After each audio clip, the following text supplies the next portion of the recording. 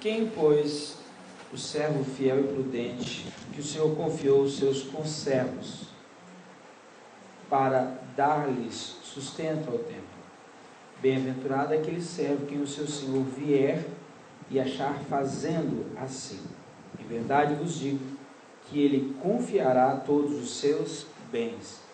Mas se aquele servo, sendo mau, disser consigo mesmo: meu Senhor demora-se, e passar a espancar os seus companheiros, e comer e beber com ébrios, virá o Senhor daquele servo em dia em que não espera e hora que não sabe, e castigá-lo-á, lançando a sorte com hipócritas. Ali haverá choro e ranger de dentes. Isso aqui, irmãos, está falando de todo e qualquer trabalhador, servo.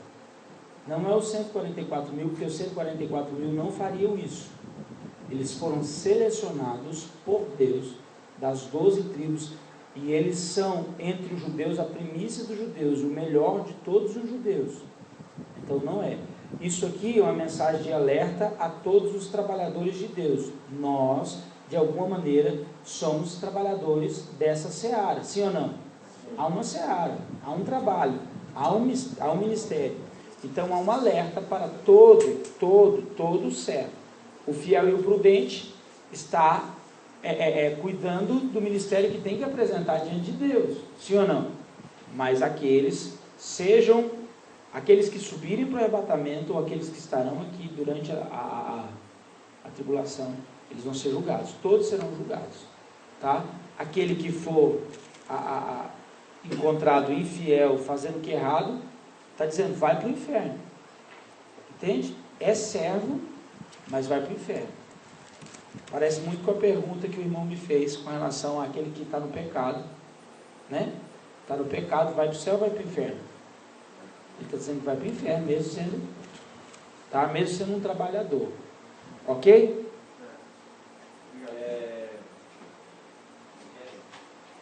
No caso do novos céus e nova terra. Eu creio que não só eu, mas eu cresci ouvindo isso, da questão do céu, mas segundo a palavra, a terra vai ser, a eternidade vai ser na terra, restaurada. Sim, né? É isso mesmo. E aí a terra restaurada, a Nova Jerusalém Desce. desce. Mas para que isso aconteça, a igreja já foi para o céu, a igreja já casou com Jesus, os santos já desceram, reinaram durante o milênio, estão com seus corpos glorificados, isso é, tendo acesso a terra e céu. Mas no final de tudo, o que fica explícito é que se Deus vai morar aqui, nós vamos para onde?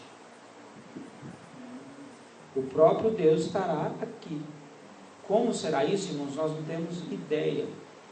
Entende? Mas, sim. É novo céu e nova terra, não é outra. Novo céu. Não, outro não. Novos céus, tudo novo. É o seguinte, lá atrás, na eternidade passada, a gente tinha outra terra. A gente tinha outra. A teologia chama isso de criação mineral. Na eternidade presente, em Gênesis 1, verso 2, a terra estava sem forma e vazia, mas ela não era.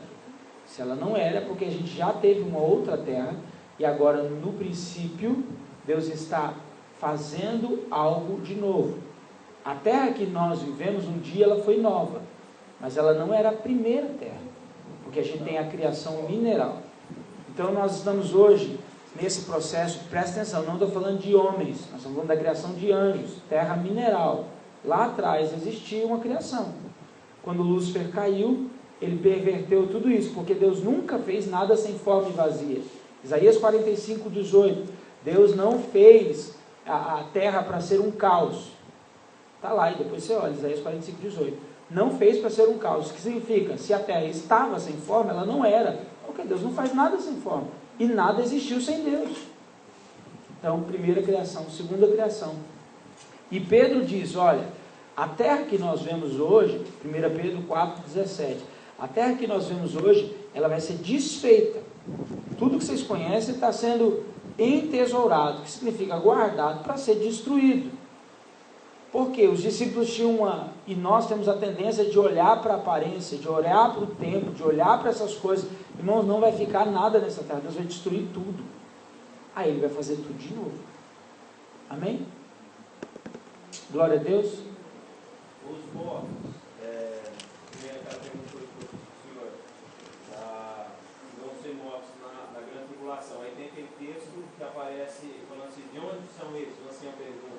Esses vêm da grande tribulação. A grande tribulação. Esses vêm da grande tribulação. Apocalipse 7:11. E no caso, onde eles são julgados? No juízo final ou antes? Os mortos? Esses mortos. Os mortos em Cristo? Da grande tribulação. Os da grande tribulação. De alguma maneira você vai ver lá que eles testemunharam a Cristo durante a tribulação. Só entra no céu quem testemunhou a Cristo. Provavelmente deram as suas vidas e estão acrescentando o número daqueles mártires. Lá atrás, lembra? Faz justiça, faz justiça. Aí a palavra dita é, calma, que ainda tem gente para morrer. Quem que está morrendo? Aqueles que estão aqui na tribulação. Eles estão chegando lá em cima. Então morre aqui. E vai para lá, aquela grande multidão. Hã? Não, eles estão lá no céu já.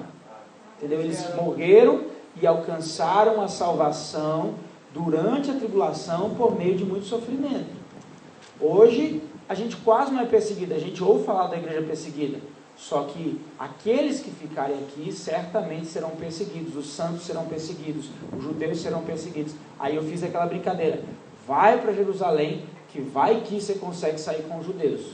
Deu para entender? Que aí você não vai ter morrido, mas também você vai atrasar a sua ida para o céu. Também eu não sei se entregar é uma boa opção, né? Porque pode parecer suicídio, né? Eu vou me matar. Calma, Jesus vai te escolher. Ai, Jesus, isso é terrível pensar nisso. A ideia, só completar, a ideia é essa na igreja primitiva. Por isso que ninguém se entregava para morrer. Por isso que Policarpo foge 2 vezes da morte. Eles tinham medo de parecer suicídio, eles tinham medo de parecer estar facilitando as coisas. Aí Policarpo foge 2 vezes. Na terceira, ele entendeu do Espírito Santo de Deus que ele tinha que se entregar. Como Paulo disse, olha, eu estou indo para Jerusalém. Paulo tinha entendido, combati o bom combate, completei a carreira e guardei a fé. Paulo foi para Jerusalém. Não é isso? Para Roma, me ajuda aí, gente. Para Roma, obrigado. Jesus que foi para Jerusalém. Jesus sabia que ia morrer em Jerusalém, Paulo sabia que ia morrer em Roma. Beleza, então o Tribunal de Cristo para julgar as obras da igreja que chora, depois o Tribunal Julgamento das nações, que é para quem está vivo, entrar no milênio, e ali não tem nenhuma menção de glorificação. Beleza. Não tem menção de glorificação. Exatamente aí onde o pastor falou, né? 7:11, que está falando da grande multidão, né? Aí no começo a gente falou da diferença entre o júbilo, né, e a adoração, né? No começo são eles batendo palmas que simboliza júbilo, não vazio. E depois fala assim, no 11, todos os anjos estavam em pé ao redor do trono, dos anciãos e dos 4 seres viventes. Aí agora, eles se prostraram com o rosto em terra, diante do trono e adoraram a Deus, dizendo, amém, louvor e glória. Esse eles, está se referindo aos anjos ou aos anciãos? Aos anciãos. Os anciãos, se você olhar em todo o quadro, em todo o Apocalipse, os anciãos são os únicos que se prostram. Só eles, você não vai ver mais ninguém prostrado, adorando. E o João, lá no final, prostra diante do anjo. É uma atitude humana de se prostrar, não de anjos. Ok? É uma atitude humana, claro, acontece. Então, João, quando vê tudo aquilo diante do anjo, o que ele faz? Prostra. O anjo falou, opa, para mim não. Eu só sou o mensageiro, eu só te mostrei essas coisas aqui, fica tranquilo. Mas a igreja, os anciãos, eles estão se prostrando o livro inteiro. Toda vez que você vê, a ação dele é prostrar. A ação da igreja é prostrar. Pastor, só uma dúvida. Isaías capítulo 24, versículo 23, ele fala sobre a Israel. Vamos dar uma olhada lá. Isaías 24. Jerusalém, 24, versículo 23.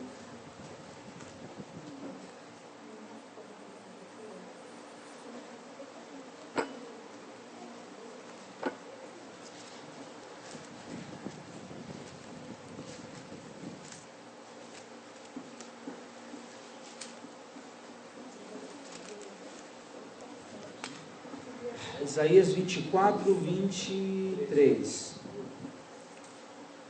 A lua se envergonhará e o sol se confundirá, quando o Senhor dos Exércitos reinar no monte Sião e em Jerusalém. Perante os seus anciãos haverá glória. A lua e o sol se envergonhará e se confundirá. Olha só, esse texto é interessante, porque ele desde o princípio ele tem alguns sintomas interessantes. Olha o que diz. Verso 16, verso 17. Mas eu digo, definho, ai de mim. Os pérfidos tratarão perfidamente, sim, e os pérfidos tratarão muito perfidamente. Terror, cova, laço, vem sobre ti, ó moradores da terra. Está falando sobre o que aqui, gente? Terror, cova, laço, vem sobre ti, ó moradores da terra. Está falando sobre o que, gente? A grande tribulação. Terror, terra. Você consegue ver isso aqui acontecendo no milênio? Dentro do milênio? Você consegue ver isso acontecendo no estado eterno, lá no final? A terra será de todo, 19, a terra será de todo quebrantada. Ela totalmente se, tá vendo? O processo de destruição, está aqui, não está? Então está acontecendo isso aqui, a terra cambelará como um, e balanceará como rede de dormir. Vai ser um negócio interessante aqui durante a tribulação, não está? A sua transgressão pesa sobre ela e ela cairá e jamais se levantará. Então nós estamos vendo aqui a destruição dessa terra. Naquele dia, o Senhor castigará o céu, a mesma coisa que Pedro está falando, no céu as hostes celestes e os reis da terra na terra. Serão ajuntados como presos em masmorra e encerrados no cárcere e castigados depois de muitos dias. A lua envergonhará e o sol se confundirá. O Senhor dos Exércitos reina no monte Sião e em Jerusalém, perante os seus anciãos. Então aqui a gente tem a destruição completa da terra e a gente tem aqui o brilho do sol. Presta atenção, lá no estado eterno, se o sol é o próprio cordeiro, a lâmpada é o próprio cordeiro, então eu acredito que aqui seja no estado eterno. Por quê? Não vai precisar mais de lua e nem de sol. É uma expressão do profeta, não vai mais existir o sol natural e nem a lua, porque a lâmpada é o próprio cordeiro. Quem é que vai brilhar? A glória de Deus. A terra vai brilhar com a glória de Deus. Acredito eu que seja sim ligado ao estado eterno. Agora, um cuidado, aí tem fases. Ele está falando da tribulação, ele está falando da destruição da terra, ele está falando dos novos céus e nova terra. Pastor, na apostila, no capítulo 21, número 12, fala da entrada será restrita. O que será isso? Eu não quis comentar. Aí eu fiquei com dúvida. Vamos olhar isso mais. Esse ponto aí, irmãos, a pergunta do Israel é que há um texto que diz que a entrada será restrita. Como é isso? Não sei. Eu tenho algumas ideias, mas eu prefiro, lembra que eu falei desde o começo? Quando eu tiver certeza eu vou falar. E eu fico tão à vontade para isso, que isso não acrescenta nem tira. Pelo contrário, faz a gente estudar mais. Então tem aspectos, como eu disse para vocês, é esse. Lá, a gente está olhando dali, da janela. Já está lá na frente. Então é um cuidado que a gente tem que tomar. Eu prefiro esperar para ver como é que vai ser esse negócio lá, viu, Israel? Agora, se você descobrir, você não fala. Amém? O que mais, gente? Sabendo que o Evangelho do Reino vai ser pregado pelos judeus, nós podemos dizer, vamos pregar o Evangelho do Reino, ou vamos viver o Evangelho do Reino hoje? Olha, há uma cultura hoje sendo trazida pelas músicas que é muito perigosa, eu ainda não consegui entender tudo. O pessoal que está com essa história da cultura do céu, a cultura, na verdade não é a cultura do céu, é a cultura do reino. Eles, no coração deles, eles sabem o que eles querem dizer.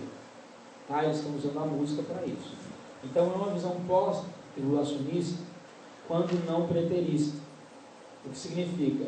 Se for preterista, eles estão dizendo que não há nenhuma tribulação para vir pela frente. Se eles são pós-tribulacionistas, eles estão entendendo que não é Jesus que estabelece o reino, mas são eles que estabelecem o reino. E aí existe um medo no meu coração, porque todas as vezes que vem a moda, parece que a igreja abraça a moda, sem pensar. E sempre foi assim em toda a história. A João Vitor, né? Não é isso? João Vitor sempre foi assim em toda a história. A música produziu uma visão. Lá em Woodstock, sexo, drogas e rock and roll. Qual foi o objetivo? Produzir uma visão. Hoje, irmãos, a música tem capacidade de passar pelo filtro do seu consciente e entrar no seu subconsciente e produzir algumas coisas. Eu, irmãos, não acho errado ninguém falar reino, estamos estabelecendo o reino de Deus. A grande questão só é o seguinte: esse reino, ele se limita a essa terra? Paulo diz em 1 Coríntios 15 e 19, se a nossa esperança se limita somente a essa terra, nós somos o mais miserável dentre os homens. Sabe qual é o problema? Não existe nenhum capítulo da Bíblia que fale tanto sobre ressurreição, glorificação do corpo, como o capítulo 15. Então, irmãos, existe o reino dos céus. A igreja tem que sonhar com os céus. Então, lá em Colossenses também, o verso 4 e 5, Colossenses 1, 4 e 5, ele diz o seguinte, que existe uma fé genuína. Que fé é essa? A fé unicamente em Jesus Cristo. Depois você olha lá, Colossenses 1, 4 e 5. Então, a minha fé tem que estar em quem? O fundamento da nossa fé, sim ou não? Segundo, Paulo estabelece que o amor para com os santos é fundamento da fé. Só que tem um problema. Ele termina dizendo que a esperança é celestial. Então o evangelho verdadeiro não sonha com a igreja estabelecer o reino na terra. O evangelho da graça verdadeiro sonha com o céu. Ou então eu vou ter que tirar Colossenses 1, vou ter que tirar 1 Coríntios, o capítulo inteiro, 15, o capítulo 15 inteiro, que diz que se a minha esperança se limita a essa terra, eu não sou um dos homens, eu sou o mais miserável dentre os homens. Então vamos lá, pontuando a sua pergunta. Pastor, é errado falar que eu estou estabelecendo o reino de Deus? Não. Uma coisa é, o reino de Deus não é comida, nem bebida, mas ele é paz, alegria e justiça. O reino não está entre, o reino está dentro. Então qualquer teologia que leve você a comprar o melhor terreno da cidade, a construir o maior templo, esse é o meu grito, é o meu alerta profético. Apesar de ser um mestre, o meu alerta é profético. Cuidado. Precisamos entrar na política, precisamos entrar na educação, precisamos assumir tudo. Eles estão cantando isso. Então, pensemos, a nossa esperança é celestial, e a minha esperança não se limita a essa terra. Quem vai destruir o anticristo? Jesus. O anticristo existe. Então, João Vitor, o que fugir disso, corre, porque não é evangelho. Agora, não saiam daqui como o meu irmão estava com medo de ter blasfemado, adorado o cavaleiro do cavalo branco, agora ele está tranquilo. Por favor, olhem para mim, não temam em falar do reino de Deus. Por favor, que esse entendimento não os prive de estabelecer o reino do Senhor, de pregar o evangelho. Amém? Só que ele não tem visível aparência, não é denominacional, é o reino universal. A igreja, olha, fica até feio, a igreja universal. Sabia que a palavra católica significa universal? O que significa? A igreja do mundo inteiro. Roma disse, a igreja católica. Para nós, for católica, nós somos católicos, irmão. Só que nós não somos romanos. Amém? Então, só esse cuidado que a gente tem que ter. Por favor, não repreenda ninguém. Eu sou católico, só não sou romano. Católico apostólico cristão, mas católico apostólico cristão. Cristão. Eu não sei do que Hã? dos 144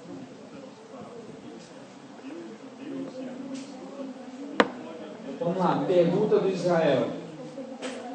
Pergunta do Israel. Os 144 mil serão judeus, eles vão ser miscigenados. Isso aí foi tudo em aula. Judeus, de tribos determinadas, eles irão pregar. Agora, deixa eu ampliar a pergunta dele, como eu já tinha respondido, eu quero só ampliar. Tem gente querendo ficar na tribulação para pregar esse evangelho. Isso pode acontecer. Mas se eu fosse você, eu acho que não compensa. As duas pessoas que eu conheci, eu admirava eles, pastor Fábio. Toda vez que a gente ia conversar, eu falava, cara, eu não quero participar do arrebatamento. Eu quero ficar aqui. Pensa um avivamento que vai ser, irmão, vai ser bonito. Vai converter de todas as nações. E depois vem o fim, o evangelho do reino será pregado. Então virá o... E ele falava, eu falava, cara, e ele nunca me falava mais. Os dois estavam em pecado. E eles não tinham arrependido. Aí quando eles falavam, tinha uns inocentes que falavam assim, rapaz, acho que eu vou ficar com você. Só que eles estavam em pecado. Eles não tinham confessado para ninguém. Os anos se passaram e a gente descobriu que eles estavam em pecado. E ele sabia lá no fundo que ele não ia participar do arrebatamento, porque ele não tinha coragem de confessar.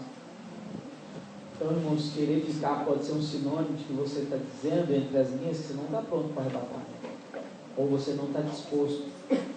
Ou você não entendeu a graça direito. Talvez esse pregador quer ficar porque ele acha que com o sacrifício ele vai remir o pecado. Mas o sacrifício de Jesus foi o único suficiente. Amém? Amém. Vamos lá, gente, senão nós vamos encerrar. Em Apocalipse 7. O Apocalipse 7 ficou famoso, hein? Foi? O verso 13. Na verdade, não é uma pergunta, é um esclarecimento para deixar claro na minha cabeça, tá? Aqui está dizendo assim, ó, vou ler para o senhor achar onde está a minha dúvida. Eu vou achar? Não, para o senhor identificar. Por que eu penso isso? Tá. Um dos anciãos tomou a palavra dizendo, estes que tivessem de vestidura branca, quem são e de onde vieram? Respondi a João, né? Meu Senhor, tu o sabes. Ele então me disse, são estes os que vêm da grande tribulação. Eu não consegui achar uma terceira pessoa aqui. Eu só consegui ver o ancião e João, entendeu? Então, ele mesmo respondendo. Tanto que na King James, esse ele está em letra minúscula. E lá no 17, a pessoa que está respondendo aponta para o Cordeiro e depois aponta para Deus. Pois o Cordeiro que se encontra no meio do trono da apacentará e Deus lhes enxugará os olhos de todas as lágrimas. Ok. E aí, onde você quer chegar? Eu não achei que essa pessoa que respondeu fosse Cristo. Entendi. Né? Olha, esses são pontos que a gente precisa tomar bastante cuidado. Porque eu entendo o que você está falando. Não há uma descrição direta. Agora, isso não afeta em dizer quem é. Ele pode ter dito o próprio ancião. Quem são, de onde vem? O João olha para ele de cabelinho branco e diz, meu Senhor, tu sabes. Aí ele diz. Então, há uma dúvida? Foi uma pergunta de retórica? Pode ser. Agora, isso não priva ele de ser um que foi escolhido como igreja, que foi coroado como igreja. Agora, a sua pergunta foi uma pergunta de retórica ou foi uma dúvida? Então, a gente não tem essa resposta. Agora, esses, é o ponto alto, eles vieram da grande tribulação. Então, a resposta convicta foi Jesus que falou? Pode ser, está na entrelinha. Foi o ancião que falou? Pode ser também. Agora, não muda, esse grupo está vindo da grande tribulação. Tá? Eles não participaram do arrebatamento. Eles têm palmas nas mãos. Eles não têm coroas. E o Paulo diz que tinha uma coroa reservada para ele. Sim ou não? Só que tem um problema. O Paulo não foi o apóstolo de Jesus, como sugere os 12 apóstolos. O Paulo não foi o substituto de Judas, como sugere os 12 apóstolos. Mas Paulo recebeu a revelação para a igreja. E Paulo, ele trata o arrebatamento e diz no final da sua vida que ao completar a carreira, ele teria galardão. Deu para entender? Fechou? Amém. Eu poderia deixar o e-mail, se alguém quiser. Amém.